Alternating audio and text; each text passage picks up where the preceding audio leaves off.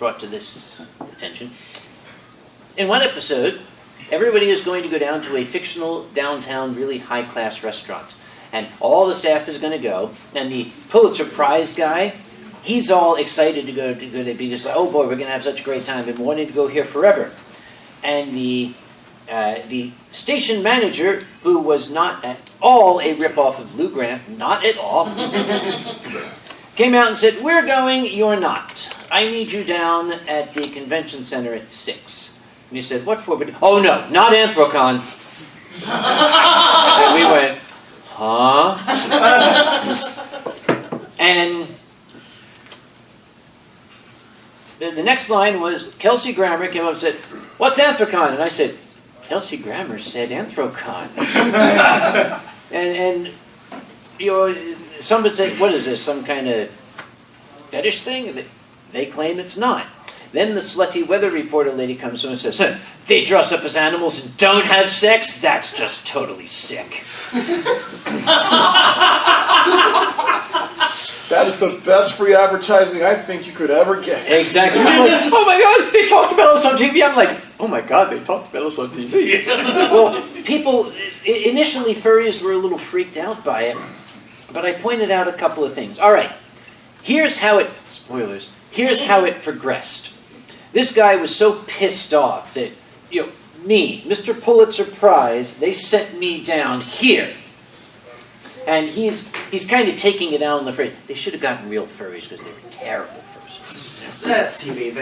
Yeah, it's like, but They went cheaper than my poker card costume. oh, did they ever? There's one guy in a bunny suit, and he's, you know, okay. So what are you? Well, I'm a dentist. He says, yeah, it looks like you could use some of your own, you know, stuff. And he's just being a total dickwad to the furries, and all of the furries are upstanding, regular people inside the suits. There's the dentist, there's the construction worker, the machinist, the teacher, and he's just being a complete ass. There's a couple of, in these sitcoms you have the subplot 1, subplot 2. When they come back to it, he's downstairs in the parking garage, which looked remarkably like the convention center parking garage. Gloomy, sepulchral. And he's going to the van, he's laughing. And out of the shadows, very Five Nights at Freddy's style, all these fursuits just kind of emerge. And he's like, what is it? And one of them says, we don't like your attitude. And he says, which one of you said that? See, the beaks don't move. And I said, we don't think you're treating us very fairly. And I can't remember what he says as a distraction. Something like, oh my God, look, Mel Blanc's corpse. And they all turn around and look.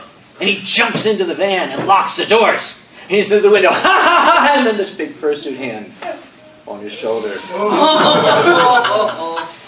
And then when we cut back to him, he's standing there, surrounded by fursuiters on camera.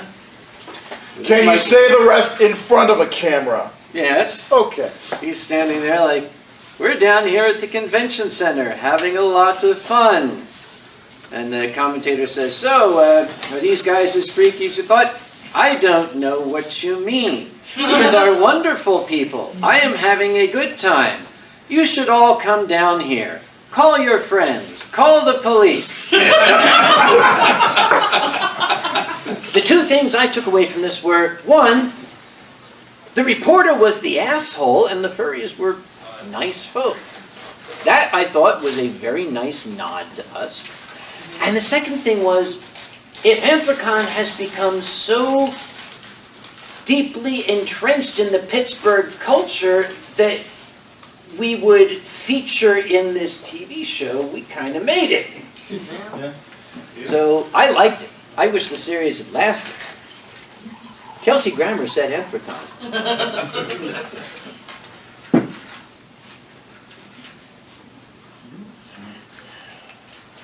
Is it not supposed to be bubbling? No. Oh, No. okay. There's the bubbles, and I'm a little worried about the color. Uh-oh. But we'll see.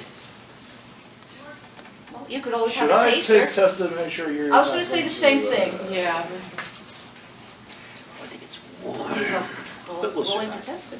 This is Wolkenberg. It's from the Rhineland. And it is a cabinet, which is a German word which means cabinet. It means that, oh God, this wine is good. I'm going to put it in the cabinet so my friends don't find it when they come over. Unfortunately, my friend, I believe that's poison, so I'll be the judge of that. It is a year Which is older funny than though, most. Uncle Kage, if it was poison and he dies, who takes over, you? Who is your second in command? You do have one. You do have a succession plan, yes. we do have a succession plan. Good. Whoever kills the chairman becomes the chairman. And you let him drink first. Sweet, sweet freedom.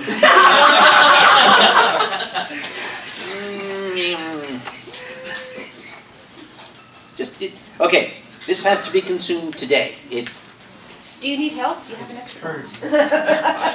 There's cups back there, no? We do have an extra chair up here. You sure, hon? Yeah. Well, we haven't started yet. We still have 7 minutes. All right, show of hands, and be honest. How many of you have a timepiece on you that currently reads 12:53 plus or minus a few minutes? My phone's auto-update. Then why was it? What? 12:54. I Mhm. mean 11:54. Yeah. 11:54. It's 11:54. We are on Eastern Standard Time. Oh, yes, yes. Yeah, it messes me up because I'm from Chicago, so it's still time things stinks. You'll be able to taste. I must say that sake is pretty much fun. That's the problem with white wines, sakes, the good wines. Everybody knows that wine ages in the bottle. Red wine ages in the bottle. White wine rots in the bottle. It doesn't have more than about 3 years. This is 3 years. It's right at the... It's like milk in your refrigerator. If you have milk in the refrigerator and the expiration date is today, it's still good. You can still drink it. You might be able to, like, okay, this is kind of getting close. If it's a week after the expiration date, it might still be kind of quasi, I can tolerate it, but I really got to get rid of it. If it's 2 months after the expiration date, That's chunky milk. yes. cheese. That's cheese at that point. And perfectly safe to eat at that point, probably. Yeah, I did say here it was, I mean, most of that sake was Yeah, there's a tiny little edge to it, and that, the fizzing you saw is what we call secondary fermentation. It's continuing to cook. But it's not too We'll have bad. pretty good vinegar in a little while? It will be soon. It's not too bad because you notice it has stopped. It's not like continuing to fizz when I do that. Okay, this is not a wine appreciation panel. This is a horror stories panel. Oh! Like the convention that bought me the case of Chardonnay. Ooh. That was a horror story. Okay. Chardonnay is an abomination before God and man. If I wanted to chew on a pencil, I'd chew on a pencil. Thank you very much. Can you name these abominations? Do not give Kage Chardonnay. No. Can I name the convention? Okay. Where possible, we'll leave the names of the conventions out. It's a professional courtesy. If it's conventions where we got a good friendly word, like I can riff on First Squared because Alkali and I are old friends. He can riff on Africon. If it's a convention where the relationship is purely a professional one, we try to stay courteous to one another. Unless that convention no longer exists because they did something like didn't bother having any kind of standards of conduct and let people act like complete weirdos out in public, and the hotel said, guys, kiss off, we don't want you here anymore. And then the entire Pacific Northwest said, we don't want your kind here either. But I'm not going to say who. Oh boy, look at these I think jokers. that's happened once or twice. At least once. At least once. So, I think. Actually, oh yeah, okay. In the early days, furry conventions generically, this is before Anthrocon existed, had something of a history of they'd be in a hotel for 2 or perhaps 3 years, and then the hotel would have had enough, and then the convention would move on. That was one of the things I sought to fix when Anthrocon came into being, and I think so far it's been working. Definitely. That's something. Yeah. Yeah. You got to be careful. I'll wind up Welcome with to the the Hitler market. monster. You guys making all the Sharpie stuff? No, we're just Sniffing the markers. it's a makeup session. I'm going to be a goth today. Smells like high school. Oh, you have fun high school. I was just explaining how we sometimes will name a convention we're telling stories about if we're like got a good friendly relationship, but primarily we usually kind of, we leave it to the imagination. Like, for example, I might say an unnamed furry convention that takes place in Chicago in the winter. Gee,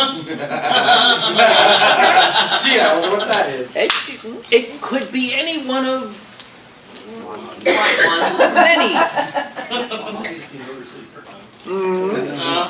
There's the American education system for you. Nothing bad happens at Motor City FurryCon. I've been to Motor City FurryCon. I know for a fact. Few bad things happen at Motor City FurryCon. Okay. The things that I'm going to start off by saying just this. Just this. The measure of a convention is not what goes wrong. Shit goes wrong at every convention. Believe me. It's not what happens at the convention. It's how it is handled. That is the measure of the convention. So, shit's going to happen. I can say shit, right? I just did. Shit's going to happen. Well, I can't stop you now. Are there any people under the age of 18 in the room? Shit is nothing. It's Sunday, I can't remember anything. Shit. Shit's going to happen, but good, well-run, well-organized conventions will handle it, and a lot of times you'll never know that it happened. So a successful convention won't be one where nobody knew that the head of security was arrested on Thursday night. Yes, something like that. A successful convention will never know that an attendee died. Wow. What? We are not mentioning any name. There has been a fatality at a furry convention. We are not going to tell you who, when, or where, but it's happened. It was handled professionally and quietly by the staff. It was done exactly the way it should be. The fact that you didn't know about it means it was done well. You might have seen at the charity auction that big lump with the sheet over it that didn't get auctioned. It was at a certain unnamed convention that takes place in Michigan in the springtime. No, it was not. No, he survived. Months of physical rehabilitation, but he survived. Now it's time to start. Yep. Introduce yourself. And everybody. Why not? It's your con. Shit. Welcome to Convention Horror Stories. I am your chairman, Poker Wolf. With us we have the one and only amazing Uncle Kage, the chairman of Anthrocon. And Ed Hyena, the chairman of, how many conventions are you running now? Just one. Anthrobio. Okay. It seems like a lot, doesn't it? Yes. But also staff at like almost every other one. Yes. It's an interesting thing. We are very, very unique as a fandom. You already know that, but even among the convention circuit, we are all mutually supportive. I am here to support this convention. Ed, I think, is staff. Am I your staff in my convention? No. You should be. Okay. No. You're now. Our staff members sometimes work multiple conventions. It's not our con is better than yours, and therefore we are going to, outdo you. In general, among our convention culture, the only people we are trying to outdo is ourselves next year. So the competition is very friendly. We do help each other out where we can. A great person who is unfortunately no longer with us said that when one con does well, we all do well. So, what was the rule on this again? 2 years? The general rule is, it's got to be something that happened at least 2 years ago, because after 2 years we can laugh about it. Within 2 years, sometimes it's still a little raw, and there are still some things that no matter how many years have passed, we still don't talk about. But I've been known to violate the 2-year rule just because it makes too damn good a story. I've violated the 2-year rule before as well, sometimes. I'll just go ahead and break that right now then. Go on. Okay, so, literally October 1st, I get rear-ended. Dude, PG-13. By a car. PG-13! Vroom. Squirrel in this. I'm sorry, please continue. Don't let me interrupt. You gave me booze, but... So, we almost lost one of our vehicles for transportation for this weekend, which would have been bad, but we got it back just in time, and everything was great. Then 2 weeks before the convention, we're all frantically trying to spray paint tarp sheets for our storyline this year, so we have set backgrounds. Next thing I hear, vroom vroom crash. They just missed a couple squirrels, a couple staff members, and a driver slams into a telephone pole right by us before backing up and leaving. Now, of course, my staff are very responsible. My staff are very smart. We got the license plate number. We called the police.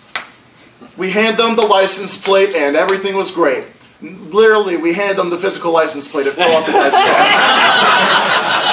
car. We sent someone to follow after. You could follow the trail of oil and headlights, and it didn't make it far. But nobody got hurt, right? No one got hurt, Good. thankfully. And they didn't hit your vehicle. They did not the second time.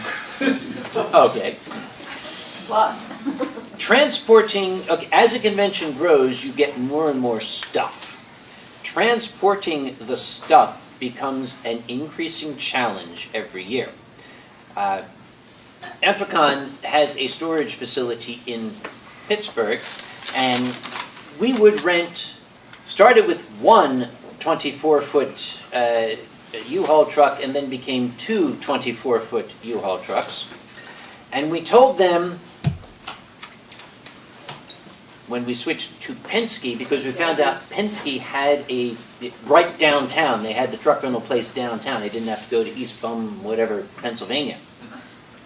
So we went to the Penske place. I said, I need two 24-foot trucks, and they must be dock height, because we got a loading dock there, and a lot of our stuff is on wheels. We just want to wheel it in. And he assured me these were dock height. We got them there, and apparently his definition of a dock was different from the entire world's definition of a dock. I think he had a metric dock, and we had an English dock, because there was about a 2.5-foot drop going from the dock to the back of the truck. We had to wheel everything to the edge and then unpack it all and pack it again into the non-dock height truck. While this was going on, my staff recognizes this when they see the boil starting to rise. And then suddenly I reach a point where, you know in the cartoons when the top of the thermometer explodes? Yeah. I reached that point. I went storming in to the storage place's office. The lady who runs it, her name is Jen. She's practically one of my staff. She's magnificent. And Jen was there. I said, I need to get on your computer real quick. I need to get on your computer. And she's like, what? I said, go to Uline. Uline.com. Uline.com. Okay, look up forklift. Okay. Oh, it's too slow. Okay, all right, hang on. I got it on the phone. Just give me the number. And I got Uline on the phone. Hi, I need a forklift. I want the best, absolutely most amazing, top-of-the-line forklift that you have. I want a gold-plated forklift that gives me blowjobs. Give it to me now! And they said, okay, that'll be $29,000. I said, okay, I want a smaller forklift. I don't want to go plain. I want like a beginner, like a Fisher Price, my first forklift. I got your webpage open. She said, okay, look up, S-4938. S-4938. Yo, straddle stacker, they call it. And it's like, yes, that's what I want. I want that. Oh, I want that right now. I want to have sex with that right now. And I looked down at Jen. 13. And Jen's looking at me. She said, I said, yes. How soon can you get it here? And she said, we can have it there tomorrow. I said, send it. And when the convention was over, there was a forklift. Manually operated, but a forklift nonetheless waiting for us. My logistics crew loved it. They named it Klaus. And Klaus was our pet forklift for about 4 years. Until we got so big that we no longer were renting trucks. We were bringing in the full 53-foot semi-trailers, which are already dock height. And poor Klaus just kind of sat there, sad and forlorn. Aww. I told the crew, don't worry, we took Klaus to a farm upstate where he can play with all the other forklifts all day long. Oh, good. He doesn't still get blowjobs, does he? No. There's definitely a drop on that there for that. There will be now.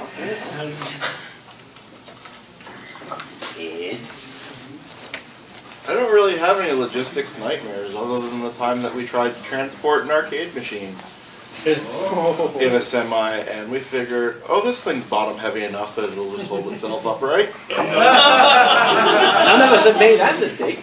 No, of course not. Physics will always cooperate with you as much as you want it to. And it makes a wonderful crunching and crashing noise when an arcade machine falls down. That CRT and all those little components and all that glass. They're not bottom heavy. All the weight is centered around the breakable parts.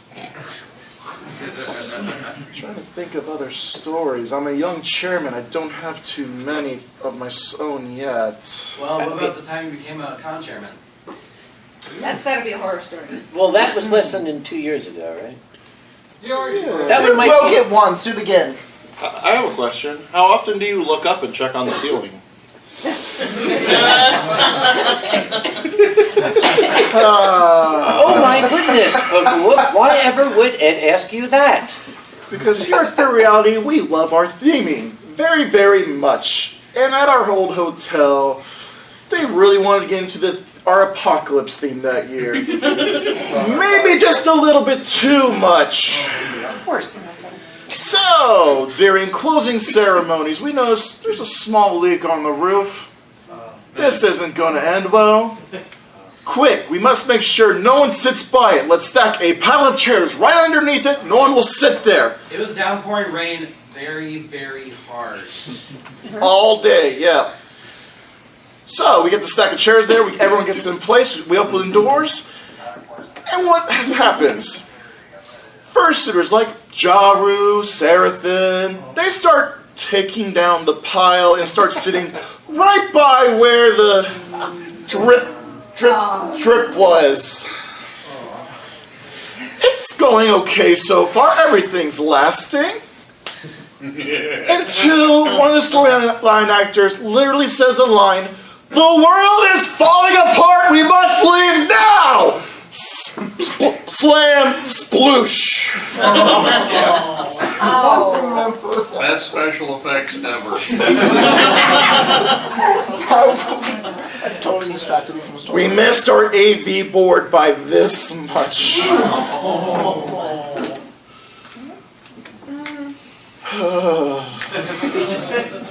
There was a convention years ago that didn't have waters per se, but they had a nice ballroom that had these big glass chandeliers, like 1940s vintage glass chandeliers, big, huge, fan of the opera things. And for whatever reason, don't ask me why, at opening ceremonies, they decided they were going to be throwing candy into the audience, like you do at parades and stuff. Yeah. And one guy who thought he was Mike Schmidt was winding up and just winging this stuff through, and a full-size Snickers bar hit one of the chandeliers, and like a bowling ball into bowling pins, shattered the chandelier. Sitting immediately under it was a little man named Plunk, who was their guest of honor. And I looked over and I saw Plunk sitting there like this while razor-sharp shards of glass rained down around him. And there was a silence. And I said, "Are you hit?" And he said, "I don't know." I was sitting close to him. I go, "Okay," I said, "Don't move. But, I don't see any blood." And he said, "I want to go to my room now." Let's go. At FCN, which I can name because it is no longer with us, unfortunately, the problem we always had was the light bulbs, which were not screwed in well enough, or maybe the base was just right to unscrew them through the course of the day, and they would occasionally rain down upon people. As would the lighting fixtures themselves. And we thought, hey, if this is going to happen, we'll use it to our advantage. And we took those light bulbs over to the Will It Blend panel and found out if light bulbs would blend. And they do. Lots of things blend. Ink cartridges. I think we tried to blend a My Little Pony, and that didn't go well, actually. The one thing that doesn't really blend is if you smash a blender with a baseball bat and put that in another blender. Professional courtesy. I'm very grateful that the shrapnel fired back and not forward. But we did not do that panel anymore after that. And nobody noticed the hole in the drape, luckily.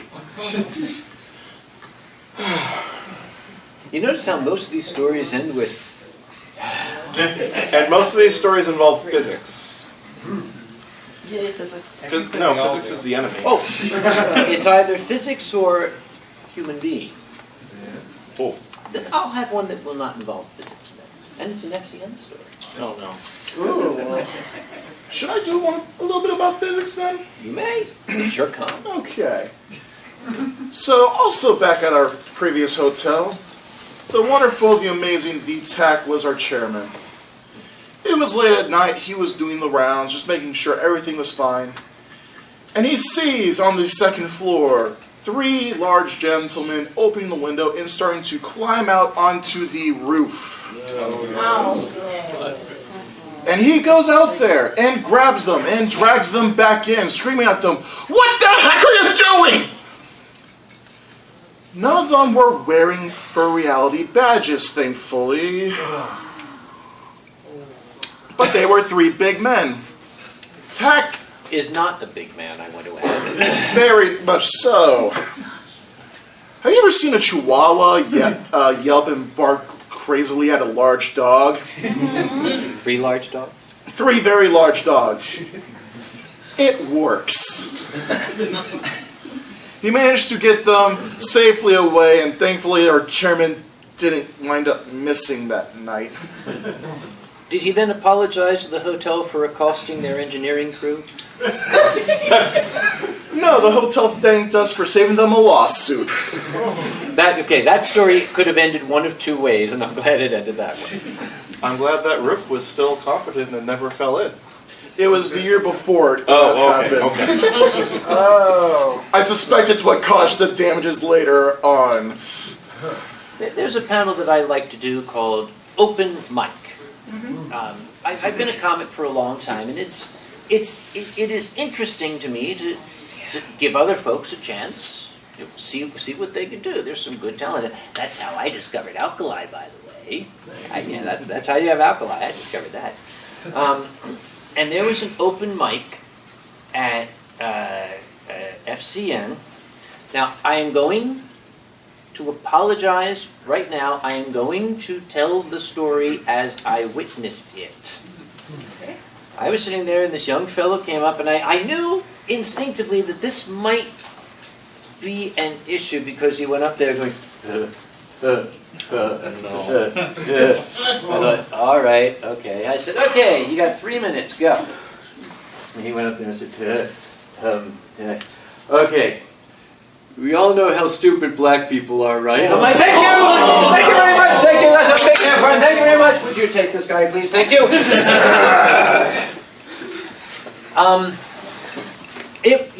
Okay.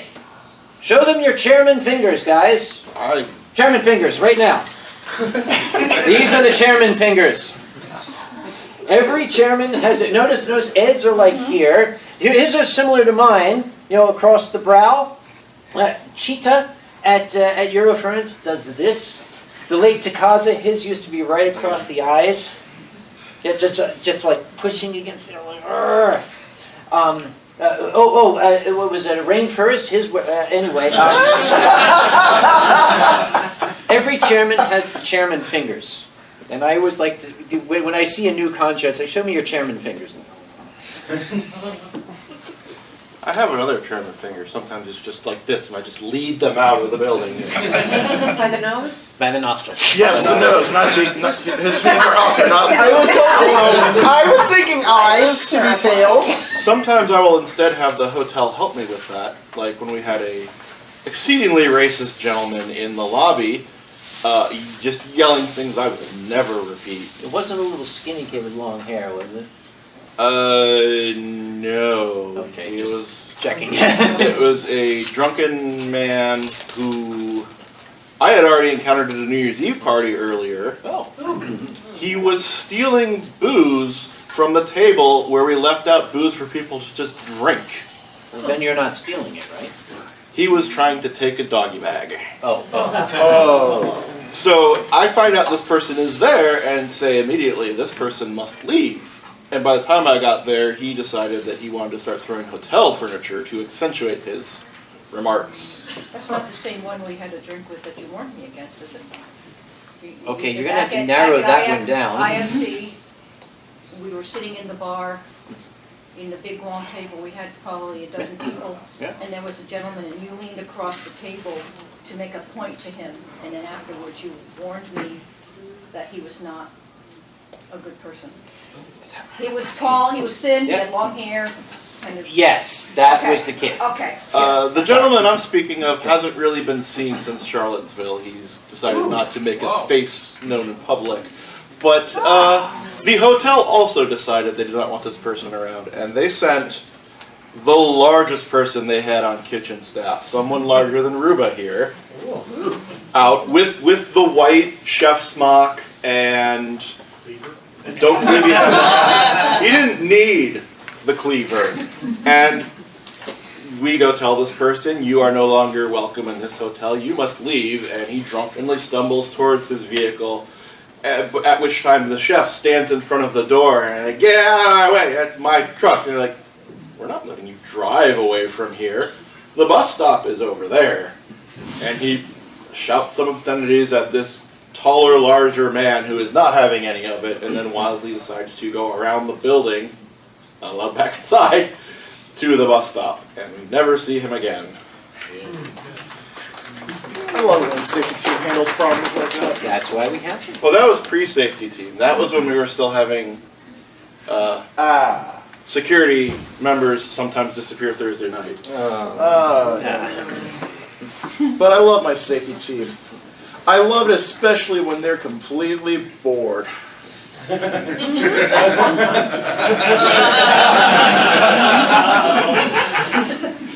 But one year they were bored for an entire year until Sunday after closing ceremonies, when one of them had accidentally slipped on a piece of ice on the tile flooring in the old hotel. And they did hurt themselves a little bit on the arm. But why did we have to use every single ice pack and every wrapping just on one arm? You mummified him! It's a big arm? Mistakes were made during procurement. I'll allow it. Did you say a patch of ice inside the hotel? Yeah. Someone was a little careless with the ice machine. Fair. There was an OSHA meeting about proper footwear. Because they weren't wearing proper footwear, which was a leading cause of the accident. Uh-oh. I thought the ice was But the ice packs, there was an issue with procurement. We've got about 20,000 ice packs. They all last approximately 2 seconds. I guess That's an issue with procurement. Yep. Uline's got good ones. There was a convention that takes place in a northern climate. Is the only convention I know of so far that has had to have had a fursuiter medically treated for hypothermia. Not hyperthermia, hypothermia. Too low core body temperature. This fursuiter had apparently, it's never been established that the fursuiter was inebriated or otherwise, but had wandered outside.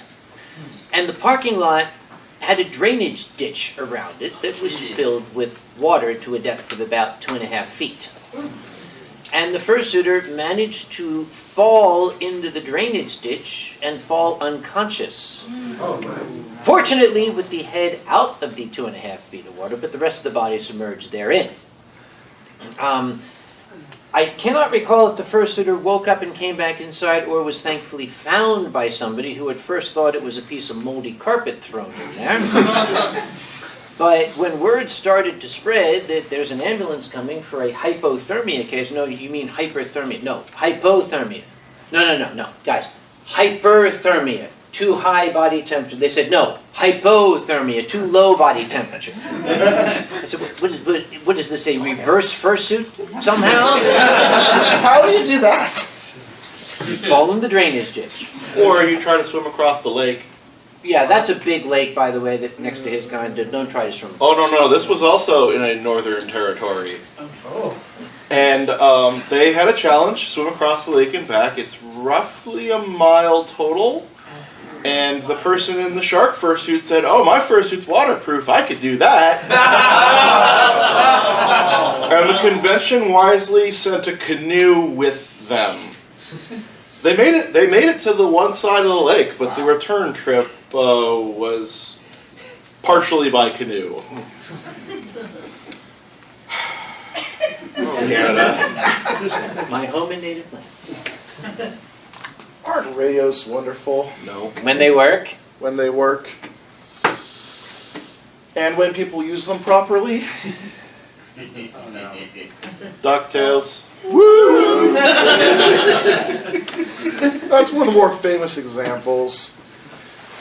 One of the early years of Fur Reality, when we were first staff, were just getting used to the idea of radios. We had a little issue with how people were communicating with them, to say. This is Constore to TAC. I found the poppers. This is Constore to Foodie Track. Has anyone put out the fire? This is the lawyer going off radio. This is the Fursuit Lounge. Has anyone found the needles? That one was, I think I lost a needle. It was, and you all just instantly, hazmat suits, safety, you were so excited. And then Tack just went, did you mean sewing needle? Yes. Oh, that's actually what it is. Please say sewing needle. Anthrocon employs, and again, you wouldn't know it, a very, very large number of plainclothes police officers because of the size of the convention and the fact that we are visible. I had a radio call not too many years ago. It was a very, very short and loud radio call. This is the finance office. We need help right away. Every cop in the city of Pittsburgh started running to the finance office. I made it there first because I can teleport. Now, I was smart enough not to burst in. As soon as the first uniformed police officer got there and drew his gun, I pushed my way in. The guy said, "Oh, thank God, do you have a Sharpie?"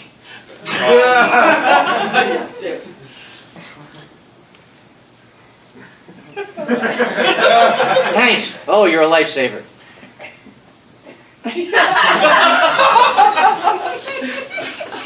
I told them afterward, guys, don't do that again. Don't. Usual radio protocol is to leave some things out because we always assume someone else might hear a radio call. Yeah. So, for example, I might say, Chairman, I need you outside right now. And I won't say why. Oh, here I come. and then he will be out there 5 minutes later because I had to call 2 or 3 more times because I did not say why. And then he just stares around the parking lot looking for me. He's like, "I don't see you. Look, down by the ambulance lights." Which I assumed his attention would be drawn to automatically. But it's like we're trying not to mention the fact that there is a huge cluster of emergency vehicles in the middle of the darkly lit road that doesn't have a crosswalk.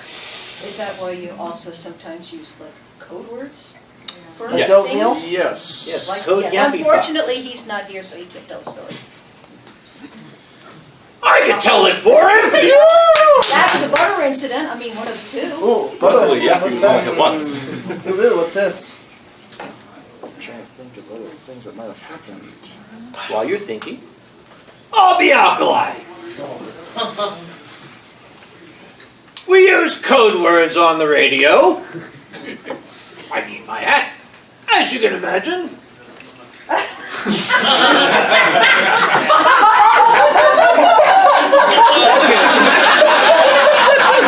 That did not work. No, just pass it around. I to was just thinking everybody. borrow Oh, your thank hat. you, no. See, I was in charge of the con suite at the time. And they had a good con suite at this convention. We had soda. We had chips. We had oatmeal. We went to make some oatmeal, and someone went to open the packet, and oatmeal flew everywhere. Well, we were feeling a little punchy, so one of us grabbed the radio and said, "The oatmeal has been spilled. We repeat, the oatmeal has been spilled." Right away, we heard 1033, silence all channels. What is the location of the oatmeal? Con suite? They had not disseminated to the entire staff for perhaps obvious reasons that oatmeal was the code word for money. We had inadvertently triggered an incident response. That's Alkali stuff. It's also important to make sure that your code word isn't something else in common use, like the year that we thought we would just say paper, and people kept bringing reams of paper to wherever there was a call about paper. Yes, like, okay, we need water in the Headless Lounge. That's not a good code word. No. Alkali needs water on stage. That's a good code word. You know what that means. Yes. Hey, Ruba. Are there any stories you'd like to share? Got one from this con. Oh, Jesus. That's what I'm thinking of. Never mind. This is a lighthearted one that's funny. Okay. So, was anybody at the charity show where they auctioned off some sheet music? Yes. Yeah. The guy that bought the $700 of sheet music? Yeah. And it's a cash-only auction? Oh. You want to pay with card? Check? No. It's cash only. Oatmeal? And he was going to go to the ATM and get the cash after the event. We don't like large amounts of cash wandering around at a convention for obvious reasons. So, escort services were provided.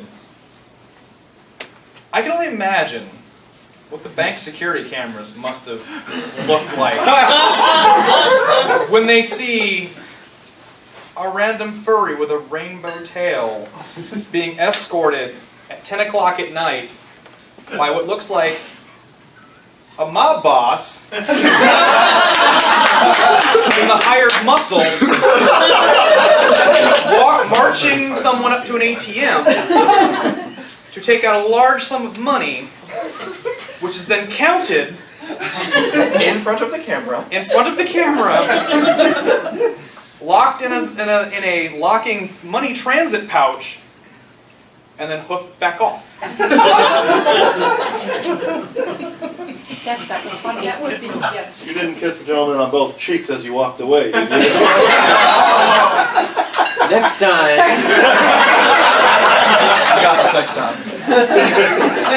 And coincidentally, after that, because a Wendy's happens to be between the bank and the con space, Which their cameras surely saw us. 250 chicken nuggets. 250 chicken nuggets appeared on stage.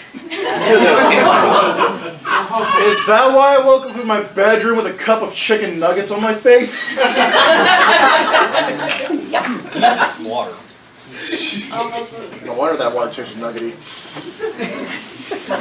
Years The ago, text message we got from you last night. Oh well. I better check this. yes, when the chairman has to check what text messages he sent, you know he's having a good time. We handled it. Okay, that was maybe English? Poker, as I learned this year, do not give your staff keys to your room just in case. Okay, this is interesting. That's a good lesson for me to learn. Oh, it's just exactly as you can imagine. You're half asleep and someone's just pulling on the sheet. They're like, we need you to come unlock a door. Like, I'm sleeping. No. And reach over, roll over, grab the keys. I'm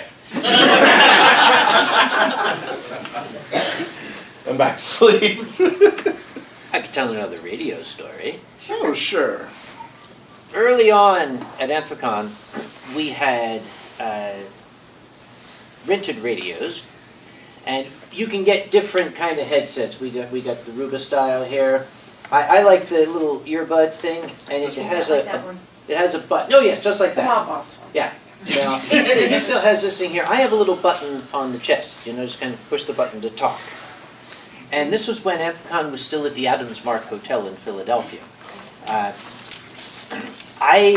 It was a particularly difficult year for me, and I was probably very visibly run down.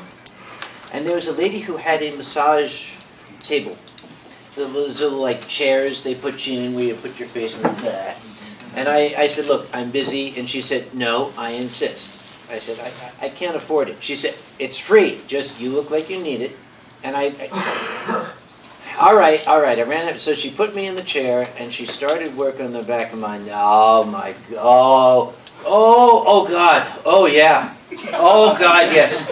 Oh Jesus, yes. Oh God, yeah. Just like that. Just right there.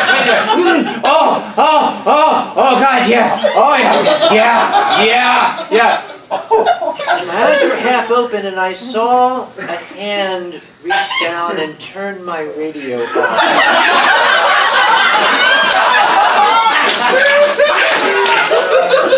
That staff meeting was fun. Questions were asked but not answered. The other problem with the button on the chest is if you are a fursuiter and you are hooked up to a throat mic, because every time someone goes to give you a hug, everybody else on staff just hears.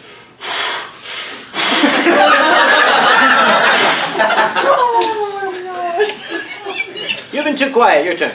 You've had plenty of time to think. So we may have had an issue with ordering food once or twice in the past, where it's a staff bag assortment party, you know, those little mystery boxes and bags in the past we give everyone, and just trying to get them all put together and assembled in time. Well, we didn't communicate very well on who was going out to get food. And we round up with about, I'd say about 200 soft tacos from Taco Bell. Everyone ate their fill and it was wonderful, but we still had about 100 left. So what do? Hey, Sari, you're kind of slacking there on the bag stuffing. Eat a taco. And this continued for about 50 tacos. But then everyone was efficient. Because they didn't want to eat tacos. Hey, Tack, you're doing a really good job with stuffing those bags. Great work. Here's a reward taco.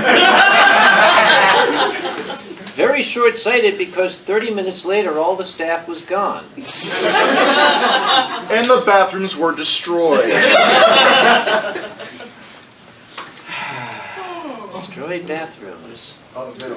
You've never had the issues with destroyed bathrooms, right? When the manager... Okay, every convention chair has the nightmare image of the venue manager doing this. And when I was called over, we've had some vandalism in one of the bathrooms. And I said, okay, do you know it was our people? And they said, well, we're fairly certain. I said, okay, this is Thursday night. There was another group here ahead of us. Do you know this was our people? He said, well, come with me. And I went into the bathroom. Yes, that was our, yes, send me the bill. That was our people, yes. What was it? It was fur affinity, basically. Just call it that.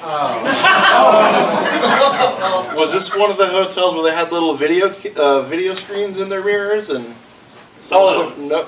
No. Okay. No. This was this was at the Westin. Oh. Yeah, don't do that, by the way. If I catch you, I will annihilate you, and I will eat your soul. That's it. You'll be gone forever. Just don't test me. I think the worst I've had was people, I believe the count ended up being 8 people trying to ruin the carpet in various spots. Please drink responsibly.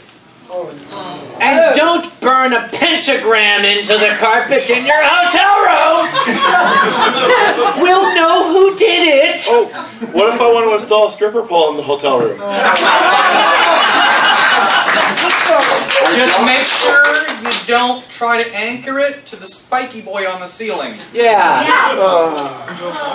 See, they're all laughing like we're making this up. I'm glad hotels now put little tags on there that indicate that these are not to hang clothes. Or they hide them like Yeah. Well, that's a good one right there. That's not too Yeah, well, that's a detector. The actual sprinkler head is behind that little plastic disc. You see Then these little pop caps. Yeah, they will pop out. It pops Okay. open. Okay. That's smart. We have had people attempt to hang their fursuits to dry from the sprinkler heads. I need to tell you that the word is a misnomer. It is designed to extinguish a fire in a room. It is designed to deliver the maximum amount of water as quickly as possible. It is not a sprinkler. It should be more referred to as the gushing waterfall of death. They will scour the plaster from the ceiling. They will drive through the walls and the floor with the force of the water. They will fill a 10 by 10 storage unit up to the 8 feet that the wall goes. In about 2 minutes. Wow. And the water is nasty. It's black. That's because it's full of antibiotics. It's full of fire damping chemicals. You're not off the hook. You still got to think of something. No, I'm Is trying it to... heat The or worst smoke? noise you can hear, though, with a fire sprinkler is when you hear that.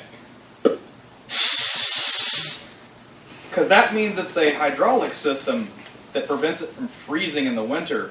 And it's got an air charge before the water hits. So that hissing noise is the You better run. Yeah. The flood is coming. It's like build the ark. I'm going to go back to radio calls for just one more moment. Psst. There are fursuiters in the pool.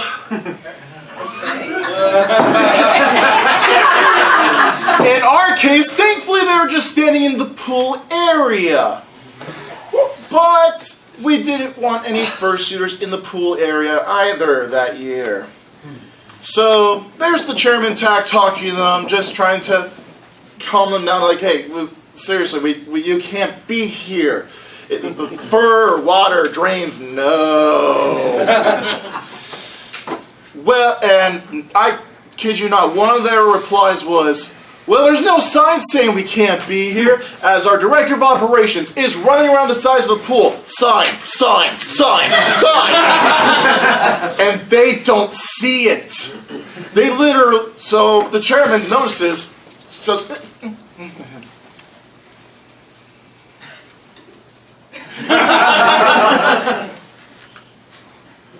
and they leave. The reason we know this, our colleague Cheetah, who is the chairman of Eurofurence, I got to hear him give the opening ceremony speech that none of us ever thought we would have to give. Yes, and this year they have a request from the hotel. There must be no fursuiters in the pool, because as we have learned, the fur gets into the pumping system and burns out the entire pump system and causes 3,000 euros worth of damage. Yeah, that fur goes someplace.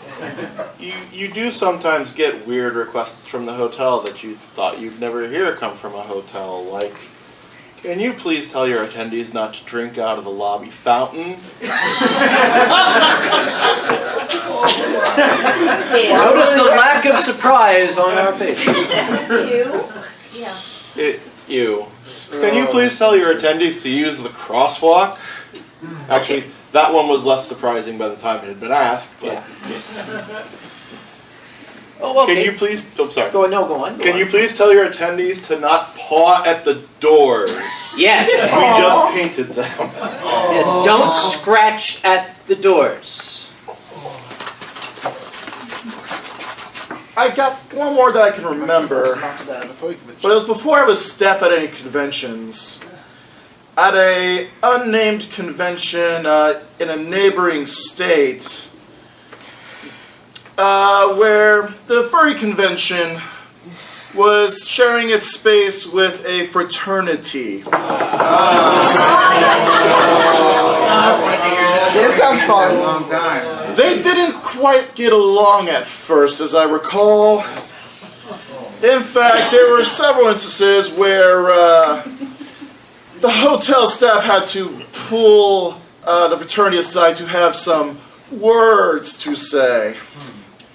But if I recall, I think they actually did get together at the end down at the bar.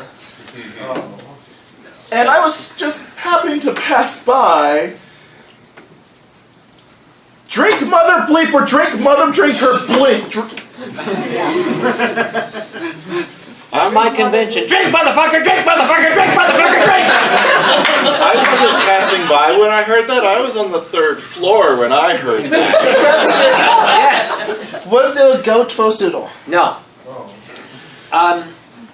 What precipitated that little meeting? There were a couple of things that happened that weekend with the frat boys.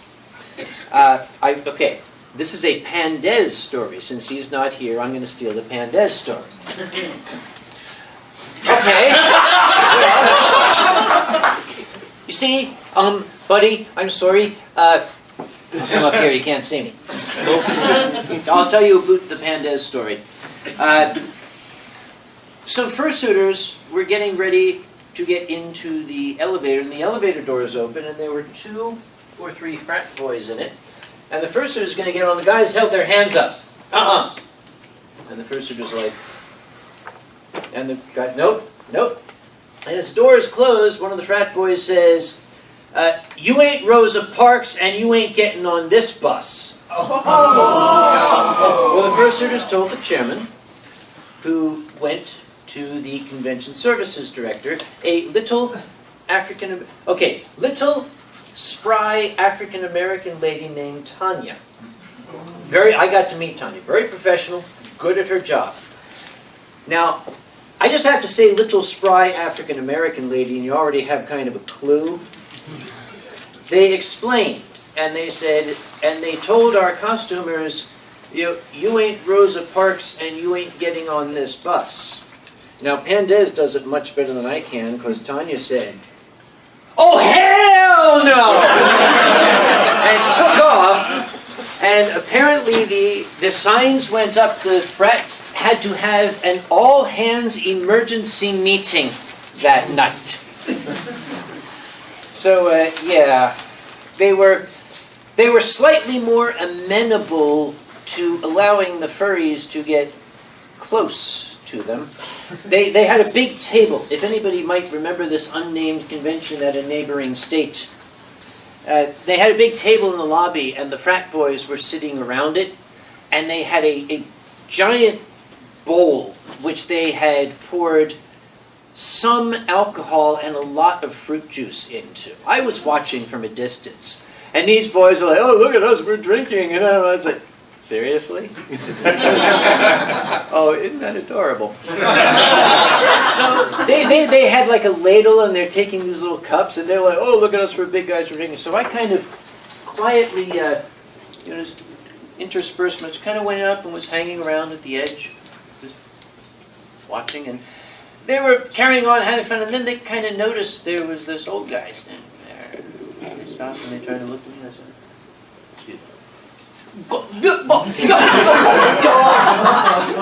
"You boys are amateurs." Well, that broke the ice. And what happened then was more furries started coming over since I was there, and they got more, but I actually bought them more booze. And some fursuits came over, and they were starting to kind of like interact, and then the frat boys started saying, "Take it off. Take it off, take it off, take it off." No. So the fursuits took this, yeah! And when it died down, the fursuiter said, "Put it on." From that point on, the two groups were now the best of friends.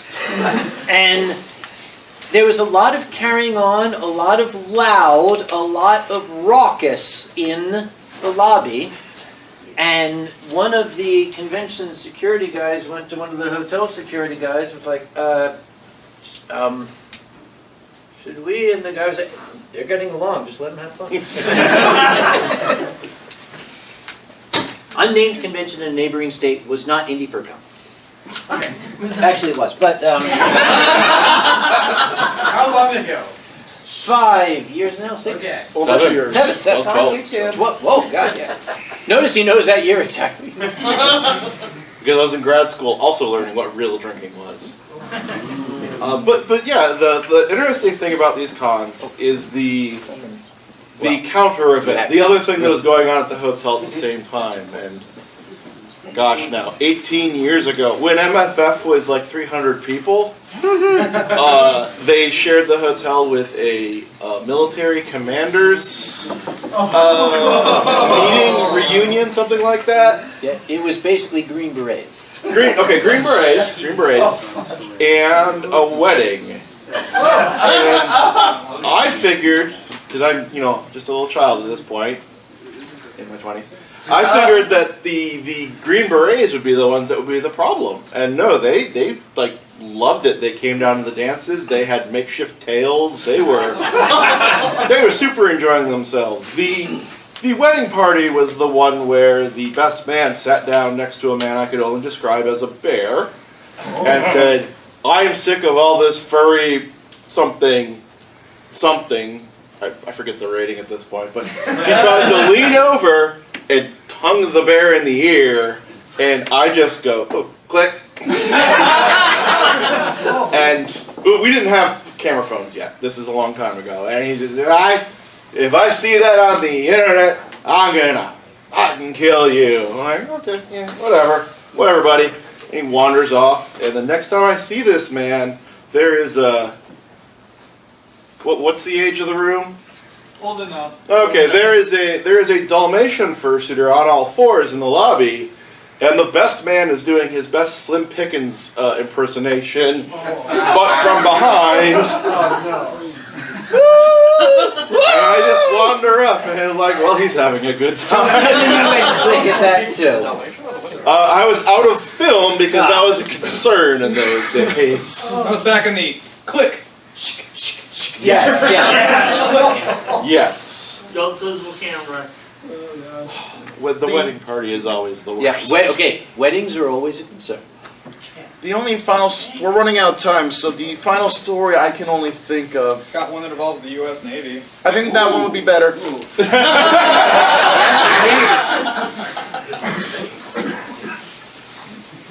That's called, what is it when you defer responsibility? Delegation. Delegation, yes. Have crew below you. You can be like, handle this, and then you stop thinking about it. So how many people have played Cards Against Humanity at a con? Yeah. It can get a little vulgar at times, right? Played it at college. So, in line with it's always the other things that happen at the con. You know, the other non-con events that are happening in the same hotel, right? There was an air show at the same time as the convention was in that town. The U.S. Navy's Blue Angels were there. Guess which hotel they were staying at? Yours. A different one. They came down, were like, oh, what's going on out here? Con chair found out, gave them VIP badges. Which is what we do. Later, they had lots of fun. They went to the parties, they were at the raves, and it's hilarious when you watch an officer storm through a checkpoint, go into the rave, and is in there for 60 seconds and storms back out, and then 2 minutes later, all of them come out. We gotta go to bed, guys. We'll see you tomorrow. The next day, though, normal con, everything's happy, and then we hear from down the hall, I'm taking the nut! And we recognize the voice. It's their crew chief.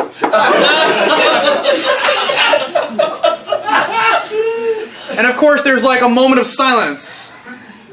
And you could like tell they were leaning over and whispering, like trying to explain what they had just screamed out.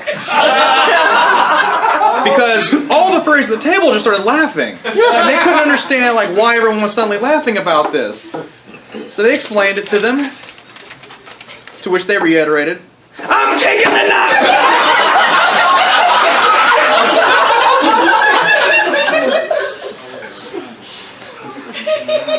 The whole time, we're just sitting here going, please don't cause a national news issue. Please don't cause a national news issue. Please do not link the furries with an accident with the U.S. Navy. Again. Furries have been blamed for National League Baseball losses. We have been blamed for everything. That one might have been our fault, though.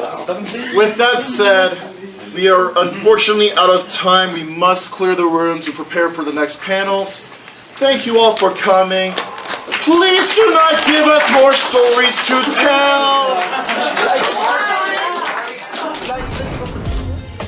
Silver Gattoman, he bought me a coffee. Silver Gattoman, here is the song for thee. He likes to video all the panels at the cons. You should go and watch them whether they are short or long. Silver Gattoman, you video that's not a jibe. All of you go to his YouTube channel and like and subscribe.